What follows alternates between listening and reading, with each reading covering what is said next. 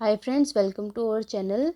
जैसे कि कल हमने पॉलिटी में पढ़ा था, आर्टिकल 1 से लेकर 4 के बीच में पार्ट 1 को हमने किया था। आइए उसके बाद हम पढ़ते हैं।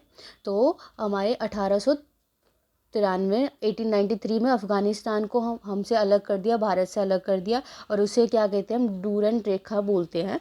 1935 में हमें ब्रह्मा जो है या म्यांमार हमसे अलग कर दिया गया। 1947 में पाकिस्तान हमसे अलग हो गया। तो अलग होने के टाइम पे क्या हुआ, पाकिस्तान में 13 प्रिंसली स्टेट यानी देसी रियासत होती थी। उस टाइम जो है वो रियासतें होती थी, उन्होंने पाकिस्तान में जाके वो मिल गई। और भारत के हिस्से में कितनी आई, 552 यानी 552। ठीक है, ये भारत के हिस्से में आई। और अंग्रेज जब छोड़ के जा रहे थे भारत को, तो उन्होंने क्या करा, अंग्रेजों ने उन्हीं पे चॉइस, उन रियासतों पे ही चॉइस छोड़ दी थी कि वो अपने अकॉर्डिंग या तो भारत में मिलना चाहे तो वो भारत में मिल सकते हैं, पाकिस्तान में जाना चाहे तो पाकिस्तान में जा सकते हैं, या अपने आप स्वतंत्र रहना चाहे, इंडिपेंडेंट रहना चाहे तो वो भी रह सकते हैं। तो उस टाइम टोटल भारत के हिस्से में आई 552, उसमें 549 यानी 549 तो जो है वो भारत में मिल गई। लेकिन 3 रियासतें ऐसी थी जिन्हें थोड़ी मुश्किलों के साथ भारत में मिलाया गया। तो आइए सबसे पहले देखते हैं हैदराबाद।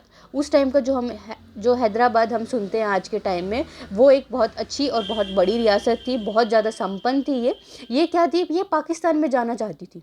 बट आप देख सकते हैं कि ये हैदराबाद जो है वो तो साउथ में है और पाकिस्तान इस तरफ है, वेस्ट में है, यानी पश्चिम की तरफ है। तो कैसे कोई जा सकता है, मान लो अगर उसकी सीमा लगती है तो फिर भी सोचा जा सकता है कि वो उसमें जाके मिल जाए। तो एक कंट्री के बीच में रह के, जो कि भारत एक यूनियन है, एक संघ है, उसके बीच में जाके कैसे हो सकता है।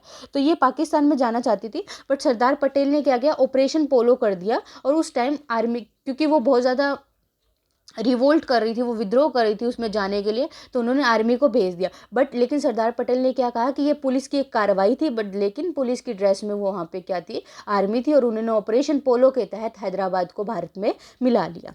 उसके बाद एक और रियासत थी, जूनागढ़ रियासत, जो गुजरात में है, जहाँ आबादी तो सारी हिंदू थी लेकिन शासक जो था मुस्लिम था। हाँ, गुजरात की सीमा जो है वो पाकिस्तान से लगती है, तो ये वहाँ जा सकते थे।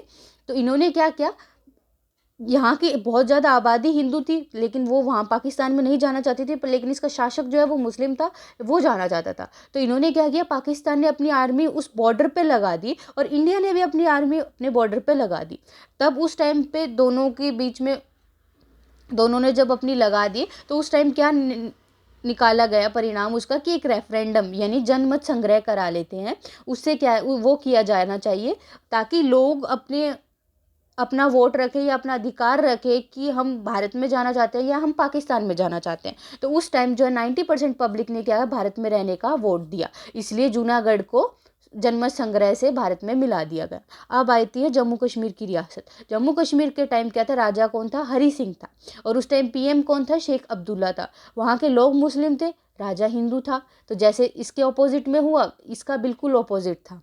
जूनागढ़ का अपोजिट था जम्मू कश्मीर, क्योंकि यहाँ लोग जो थे वो मुस्लिम थे और राजा क्या था, हिंदू था। और उस टाइम पीएम कौन था, शेख अब्दुल्ला।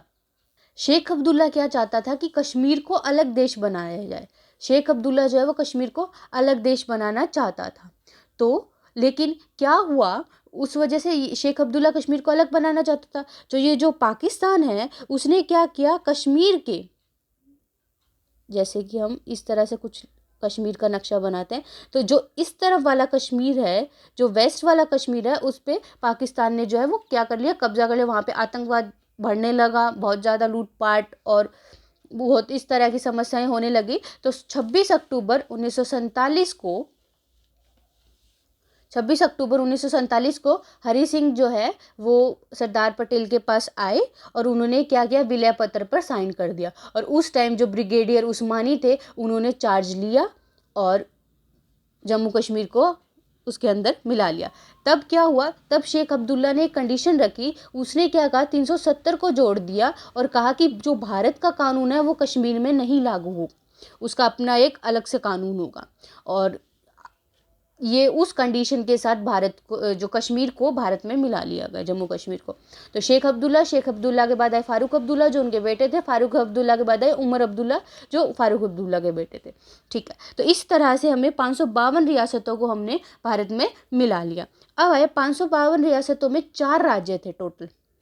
एक राज्य ए, जिसमें 9 थे, कुछ इसी तरह से डिवीज़न कर रखी थी, A B C D, इसी तरह से उनको बांट रखा था। A के अंदर 9 थे, B के अंदर 9 थे और C के अंदर 10 थे और D के अंदर यूनियन टेरिटरीज थी। तो इसके बारे में हम पढ़ेंगे नेक्स्ट वीडियो में।